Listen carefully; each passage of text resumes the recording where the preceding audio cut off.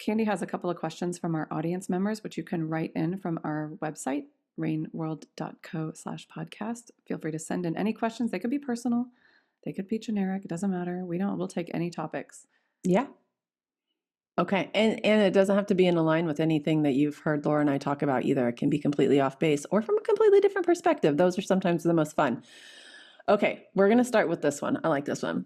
How can I tell the difference between my intuition and my anxiety? And why Laura goes in the bubble. I can no longer hear or read the word anxiety without hearing that fucking song in my head. That was What song? Was like the song that was on loop this past summer on Instagram and probably TikTok. I can't even think of the lyrics now, but I can hear in my head. And they made a dance to it, and then they were doing these pop-ups things Anyway, okay, are you in the bubble now? Thank God I don't know that song. Okay, so they're kind of showing just different examples, kind of like this idea that you would sort of start to investigate this for yourself personally, because it's going to be slightly different for each person. But they're talking about the neutrality of intuition and the repetitive nature of anxiety. Oh, yes. So they showed the anxiety being a little bit closed down and tight and shrinky and pressure, pushing. There's a lot of words you could use for like how it physically feels in your body. And then the anxiety is this like repeated thought or repeated coming back, nervousness, any kind of like feeling fear in your body. And in our whisper training, we have a yoga nidra, which is a really good practice because it forces you to feel anxiety and then calm and like go back and forth between the two. And you could just do that on your own, but it's like starting to notice when you feel calm and then being like, I feel calm right now. And this is what calm feels like in my body. And then when you feel anxious, go, oh, I feel anxious right now. And this is what anxiety feels like in my body. And then the intuition is, they're just like, they showed this hand kind of like dropping a droplet of water. Like it's just dropping in. Mm-hmm. Like it kind of could feel like it comes out of nowhere. It doesn't have to be a fully formed thought or words. When we were setting up whisper training, I kept, you get in those battles with ChatGPT. I'm like, quit fucking saying the word hear. Your intuition, not everybody fucking hears it. Fine, I'm fine. Everything's fine. So, like learning your own intuitive, like language, which is also part of whisper training. We're helping you with that. Will help you know kind of like how that intuition comes in. Is it a picture? Is it in words? Is it just like a package? Like when we're doing communicating with our higher selves, they send a package through. I don't know how else to explain it. It's like this whole formed concept that then we have to turn into an English like explanation. So, but the intuition will always be calm. It will be steady. It will be pretty quiet usually. It can get loud, like if you ignore it. But even though there's repetition sometimes in the intuition, it's still very matter of fact. Even like if there are words, the words are going to be very neutral, very matter of fact. The anxiety is a lot of what ifs, and the anxiety is a lot of futurizing. Oh, totally. Like what if this happens in the future? So, but I would say getting to know how they both feel in your body is a really huge pice. Because that can really help start to distinguish. Because I've been feeling like, it's funny that this question came up. I was going to actually talk to you about this on this podcast episode, but like I feel like I've been having more anxiety lately than I used to have. About whatever, everything, stupid things that I usually don't worry about, like family getting sick or just stuff. I don't know. And then like I'll be like, oh, I'm feeling anxious about that, and then I just kind of try to work myself through it, or just let myself kind of sit in it for a minute. And I'm just assuming that's all coming from the energies and everything that's going on. But do you have anything to add to that, telling the difference between intuition and anxiety? Well, yeah. I mean, what was coming in and what came in also when you brought up your own personal experience is anxiety. There's an element of fear to it, obviously, but like at the root of that is the desire to control because we're afraid of what might happen. So the anxiety is us running through all of the loops of ways to be in control. So it's if this happens, then I'll do this. If that happens, then I'll do this. So you're like running through all the scenarios so that no matter what comes at you, you feel prepared, even though on some level you're never going to be prepared. So that's what creates the anxiety. That creates the loop. When that loop becomes like our go-to way of processing, everything gets stuck in the loop. Think of it almost like a net. Like the way you decided that you're going to get food is you're going to throw out a net. So now the way you've decided that you're going to process information is you're just going to throw out a net, and that's an anxiety loop net that you happen to throw out. So anytime there's any question about anything, it gets stuck in this like anxiety energy, which could be why you personally are feeling it, but also why collectively you're picking up on it, because so many more people are living in that space of feeling out of control.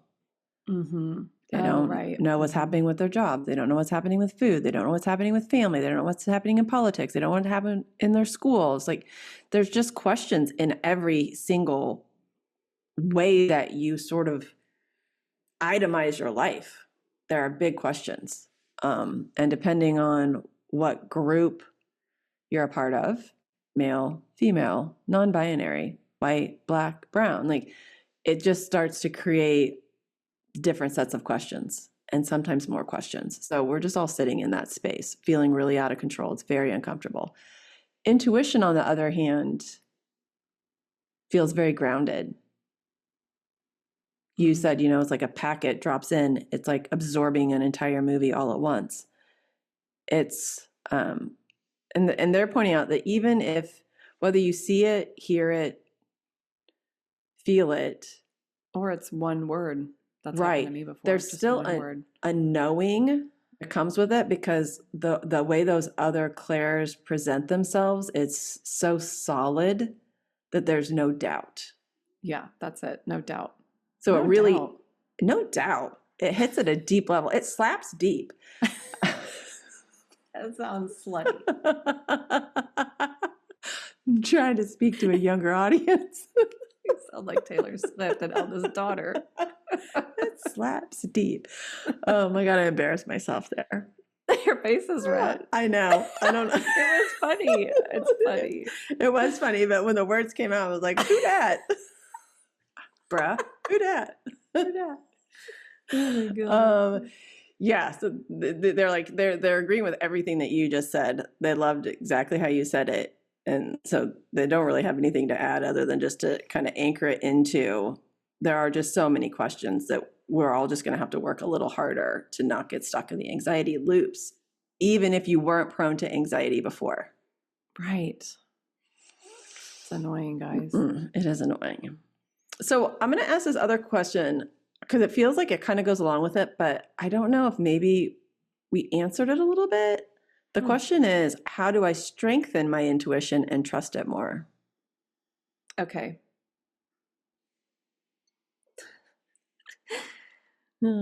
Okay.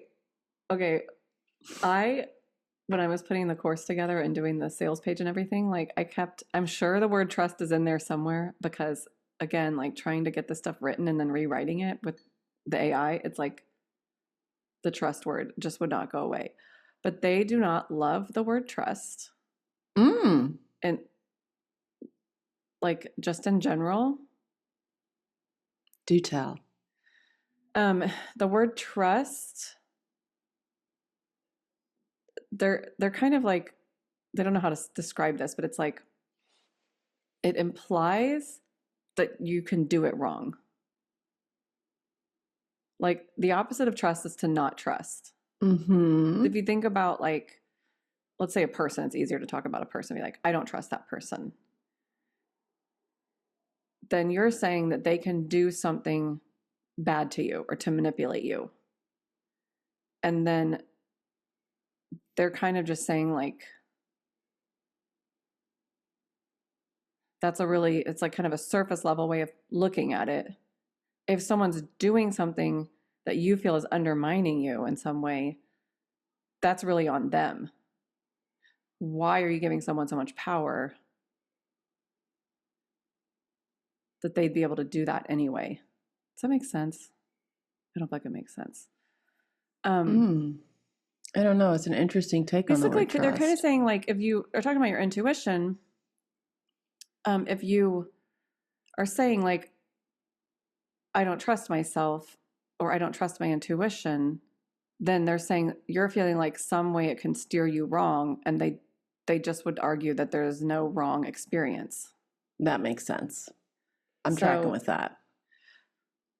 what they replace that with is rely on it more, utilize it more. Right. I think probably then with that, because that was a nice way to put it, the question, there's bias in the question. So what we're probably trying to ask or get to is, well, it goes back to the first question. How do I know? How can I distinguish my intuition voice from other voices?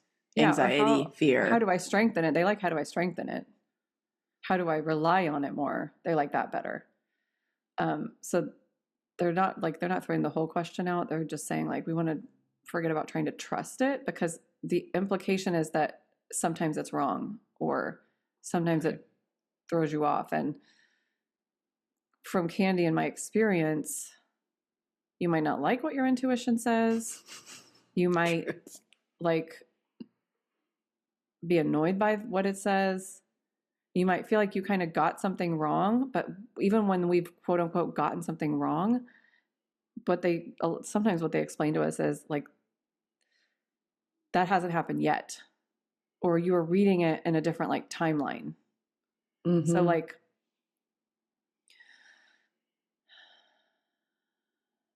basically what they're saying is, even if you feel like your intuition got something wrong, or you listen to your intuition and it steered you quote unquote wrong, they're like, the wrong is a judgment. We would never think that that was the wrong thing for you. That was another experience for you to have. So that's where it's hard, because you really have to pull yourself back and be like, oh, I'm letting go of right and wrong, and I'm letting go of like having the perfect experience and the perfect life. Anyway, so now how do you work on strengthening it? First, it is confirming to yourself that you got it. Like, oh, that worked. Because one of the problems is a lack of confidence for a lot of people. Right. So it's practicing with working with your intuition. And there's a bunch of different ways. Like, you could use automatic writing. You could take our whisper training course. There's a gajillion books out there about training your intuition. So there's practice, and the more you practice, the more you'll be confident, and the more confident you are, the better it will serve you. And then the other piece is the clearing. So this is why like things like breath work are so important, is like, the more kind of emotional clearing and kind of clearing of your gunk that you do, the clearer the channel is, the more the energy can move through the system, the easier the intuition flows and works, basically. Mm-hmm. So, and there's a million ways to do that kind of work on yourself too. Yeah, that's pretty much. I like that. And That's then, good. if you feel like it steered you wrong, like, play devil's advocate. So just ask yourself, what if it didn't steer me wrong? What if this was exactly the right thing? And they're just showing that example, which has nothing to do with intuition, but they're like, remember how, like, if you leave your keys at home or whatever, and then you have to go back to get your keys, and now you're later than you thought you wanted to be, but then they're like, you don't know the like things that could have happened that would have been worse than you being a couple more minutes late, Right. that you might have avoided because you forgot the keys. So it's like, devil's advocate would say, what did this give me? What did I gain from this in a positive way? Mm-hmm. Yeah. Okay. All right. That feels good. It does feel good. I like those two questions a lot. Bravo. Thanks, Yay. everybody. Yeah. Check out the whisper training. I don't know how many times we talked about it, but go check it out. It's amazing. 850. I'm so excited about it. Yay. It's real good. That wraps this episode of One Card Shy. Did you love it? Leave us a review, share it with your friends, and sign up for our monthly crown straightener. Bonus, you'll get our free Claim Your Crown guide when you subscribe. And be sure to find us on Instagram and check out our website. Both are rainworld.co. All the links are below. See you next time, Queens.